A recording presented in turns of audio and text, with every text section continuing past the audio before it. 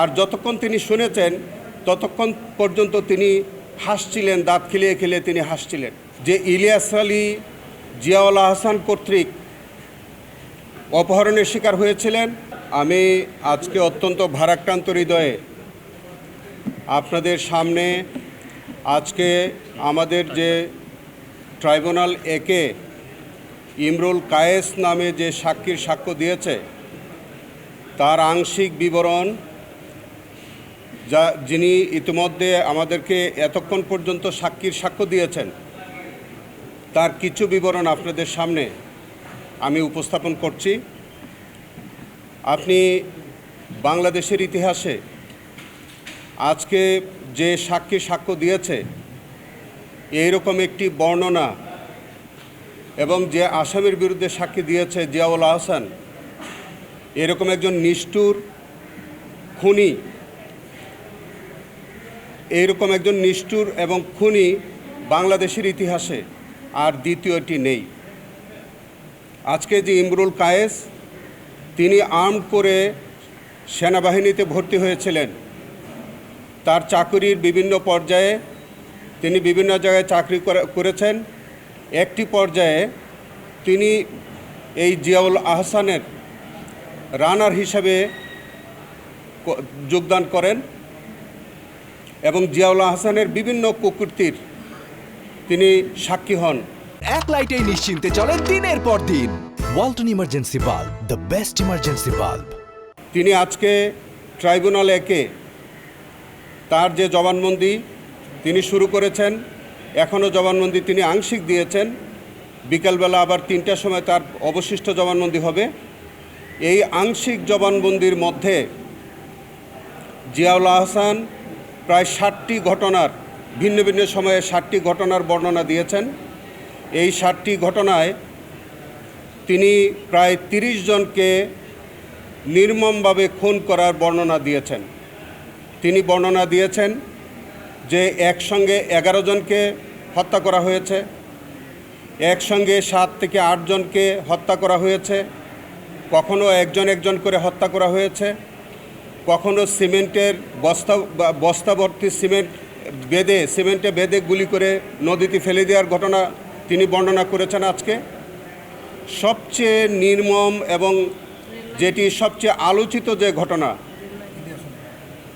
সেটি হচ্ছে আমাদের বাংলাদেশ জাতীয়তাবাদী দলের একজন কেন্দ্রীয় নেতা, তিনি অত্যন্ত আলোচিত রাজনৈতিক ব্যক্তিত্ব, সিলেটের কৃতি সন্তান জনাব ইলিয়াস আলীর অপহরণের ঘটনা আপনারা জানেন। আজকের এই সাক্ষী থেকে আমাদের ইলিয়াস আলীকে অপহরণ এবং তাকে যে অন্তর্ধান করবার যে বর্ণনা, সেটাও এই সাক্ষীর মুখ থেকে আংশিক বেরিয়ে এসছে। তিনি পরিষ্কার করে বলেছেন যে তিনি 23 তারিখ পর্যন্ত, মানে এপ্রিল মাসের 2012 সালের 23শে ফেব্রুয়ারি পর্যন্ত তিনি ছুটিতে ছিলেন।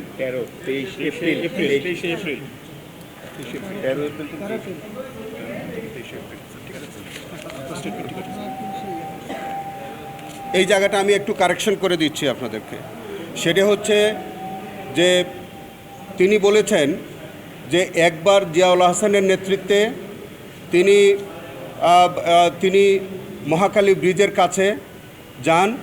সেখানে তিনি কথোপকথন করেন তারেক সিদ্দিকীর সাথে। তারেক সিদ্দিকীর সাথে কথোপকথনের এক পর্যায়ে তিনি বলেছিলেন যে আপনাদের কথা মতো ইলিয়াস আলীকে গল্ফ করেছি,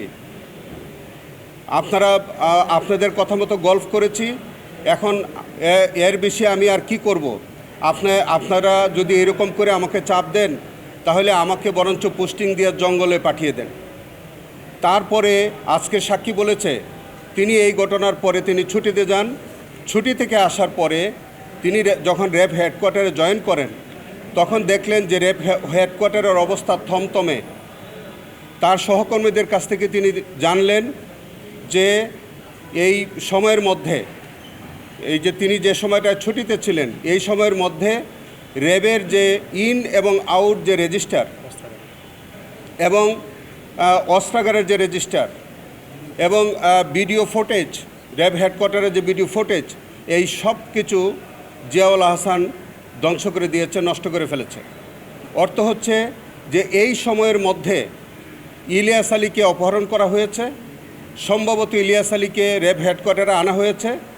এই সাক্ষীটা যাতে না থাকে, এই এভিডেন্সটাকে নষ্ট করবার জন্যে ইনস অ্যান্ড আউট রেজিস্টার এবং সকল ফুটেজ জিয়াউল আহসান গায়েব করে দিয়েছে, নষ্ট করে দিয়েছে। এইটি আজকে এভিডেন্সে এসছে এবং আজকের এই সাক্ষীর মধ্য থেকে পরিষ্কার আমরা পেয়েছি যে ইলিয়াস আলী জিয়াউল আহসান কর্তৃক অপহরণের শিকার হয়েছিলেন এবং জিয়াউল আহসান এবং তারেক সিদ্দিকী সহ অন্যান্য দুষ্কৃতিকারীদের দ্বারা তিনি গুমের শিকার হয়েছেন এবং তার ভাগ্যে কি ঘটেছে আমরা হয়তো পরবর্তীতে জানতে পারব। এই সাক্ষী আরও যেটা বলেছে যে তিনি অনেকগুলো ঘটনার সাক্ষী। সেই একটা ঘটনার কথা তিনি বলেছেন যে একজন আসামিকে একবার এই জিয়াউল আহসান মাইক্রোবাস করে নিয়ে গিয়ে রেল লাইনের উপরে শোয়াই দেয়। কিছুক্ষণ পরে একটা রেলগাড়ি যায় এবং সেখান থেকে তার ভাগ্য যা ঘটার সেটা ঘটেছে। এইভাবে তিনি প্রায় 30 জন ভিকটিমের নিহত এবং শহীদ হওয়ার ঘটনা বলেছেন এবং প্রত্যেকটি ঘটনা অত্যন্ত সিস্টেমেটিক ওয়েতে, অত্যন্ত টার্গেটেড ওয়েতে এই হত্যাকাণ্ডটি সংঘটিত হয়েছে এবং প্রত্যেকটির মধ্যে জিয়াউল আহসানের নেতৃত্ব ছিল। আপনারা আমাদের বলতে দ্বিধা নাই, এই জিয়াউল আহসান আজকে কোর্টে উনি উপস্থিত থেকে এই সমস্ত সাক্ষীর সাক্ষ্যটা শুনেছেন। আর যতক্ষণ তিনি শুনেছেন ততক্ষণ পর্যন্ত তিনি হাসছিলেন, দাঁত খিলিয়ে খিলিয়ে তিনি হাসছিলেন। অত্যন্ত দুঃখজনক, তিনি যে কতটা কুখ্যাত এবং তিনি যে কিভাবে মানুষ খুন করতে পারেন তার আজকে বডি ল্যাঙ্গুয়েজ থেকেও সেটার প্রমাণিত হয়েছে। এবং আপনারা আজকেই 3টার সময় আবার অবশিষ্ট সাক্ষী হবে। আমরা আশা করি যে এই সাক্ষীর মুখ থেকে আরও কতজন ভিকটিম এইভাবে নির্মম হত্যাকাণ্ডের শিকার হয়েছে হয়তো এই সাক্ষীর মুখ থেকে বেরিয়ে আসবে।